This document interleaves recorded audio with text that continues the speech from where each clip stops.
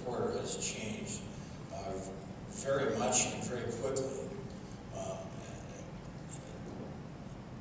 in my career, during the lifetime of my career. And I'm going to start off by asking for a show of hands. Not too hard of one, but a show of hands. Raise your hand if you know who Abraham Zapruder was.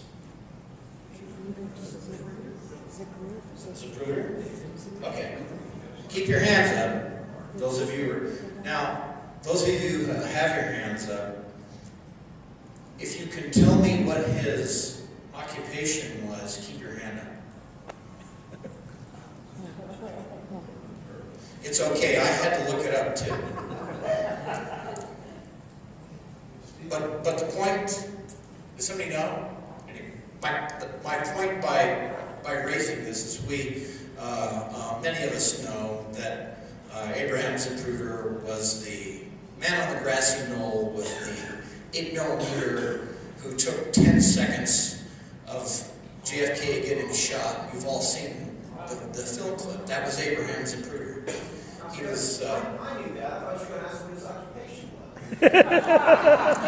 was. His occupation was, at least by that time, he owned a clothing manufacturing company.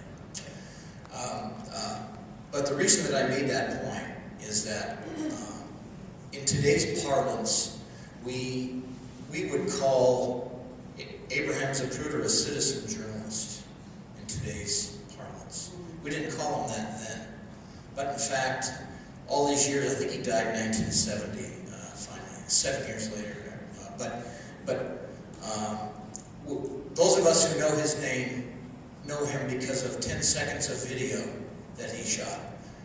We don't know what he did for a living. We don't know that, and I had to look it up. I'm not such a wise guy.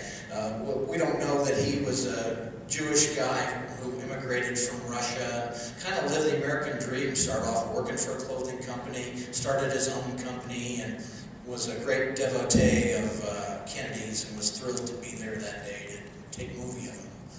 But we don't know of his life. We only know him because of his 10-second video. And that is my segue into what constitutes a journalist today. And I'm going to tell you a little bit about my resume, not because it's a really glossy one, but because by the historic and very traditional definition of the term journalist, I qualify. I went to a journalism school, University of Montana Journalism School. I have been practicing journalism without a license in Colorado for 33 years, and they have been paying me to do it. What a country. I have been to, I was trying to count them up. I lost count of how many journalism conferences and seminars and such that I've attended over the years. A lot of them, I avoid them like the plague now, but there was a time for that. I've won journalism awards, over the years. I've been in a wide variety of situations. I've been in a live fire police shoot in downtown Colorado Springs. I was at the Yellowstone fire in '88, biggest fire. I was the forest fire guy for a long time for the Gazette. You probably don't know that, but I fought fires in college, so it fell to me to be the forest fire guy, and I enjoyed it. And I covered the legislature for 3 years. I covered numerous U.S. Senate and gubernatorial campaigns.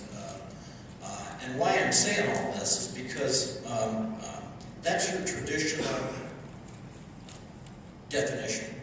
And I still think that, by the way, that I fit the definition of journalist. It's just that the definition has broadened and changed a whole lot. Does a journalist today have to have gone to a journalism school? No. Does he or she have to have been paid to do the job for 33 years, or even 1 year? No. Does it matter if they were at the Yellowstone fire in 1988? Nobody here even cares that I was at the Yellowstone fire. Yeah, it doesn't matter. So all of things that I like to think constitute a resume and a career, all of a sudden don't count nearly as much. I still think they count for something, but a journalist now is somebody with a cell phone that has video capability on the street. Did you see the video of Carefree a few weeks back when we had this slick? It was a hot one. It got a jillion page hits, and here's this young guy taking a video of. It was so slick, that so steep that the cars were coming down, and just bam. A new one would go up and try to get it. Go, no man, don't, and it would come back to him, bam. And it was a profanity-laced commentary that went on for, I don't know, 20 minutes or something. And the video wasn't very professional, I think it's fair to say, and I think that the commentary was less professional than the video. But that's the joke, but here's the serious part. For the duration of that video, was he a citizen journalist just the same way that Abraham Zapruder was? Yes. Yes. Did he supply any context that was particularly valuable? I'd say no. But he was telling you something that was going on in your town for 20 minutes. As amateurish as it may have been, was he a citizen? Was he a journalist? The answer is yeah. And so things have changed a lot. We have YouTube, we have Facebook, we have handheld phones, video. Anybody can have a blog. I've got a blog. Anybody can have a blog, and you know, it's shocking to an old dinosaur such as myself that there's no vetting for this. That anyone with a video camera or a cell phone can be a journalist. But that's really the truth of it. That's really the truth of it. And, you know, the relative value of what they produce, or their relative professionalism, you debate it, we can, you know, but they're journalists. Everybody with a cell phone that knows how to use one, an iPhone, is a journalist today, or is at least a potential journalist, you know. There was one of the biggest political stories of 2010 was that it turned out that, and I have to confess a little bit of inner joy at this, it turned out that one of my least favorite politicians, since I've been reporting in Colorado, Scott McInnes, had received $300,000 from the Hassan Foundation for alleged articles that it turned out had been completely ripped off and had been written 26 years previously by a water attorney named Gregory Hobbs, who later on and now still is sitting on the Colorado Supreme Court. Word for word, just lifted out of there, and it took $300,000, and the revelations of this ended his gubernatorial hopes. And the Denver Post recently won an award for continuing coverage of this whole thing.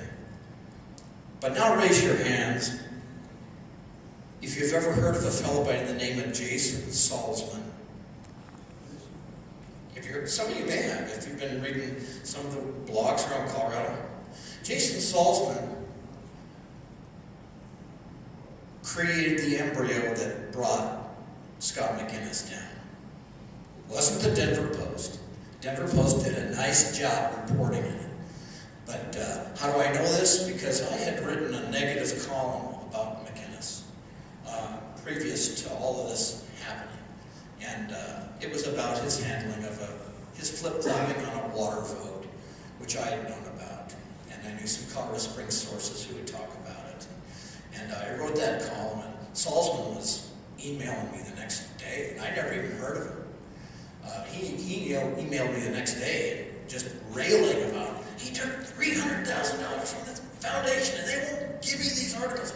I don't even know if the articles even exist. But I keep asking for them, but I'm just a blogger, and they won't give them to me. And he didn't know that what ultimately would come out, that they were plagiarized articles.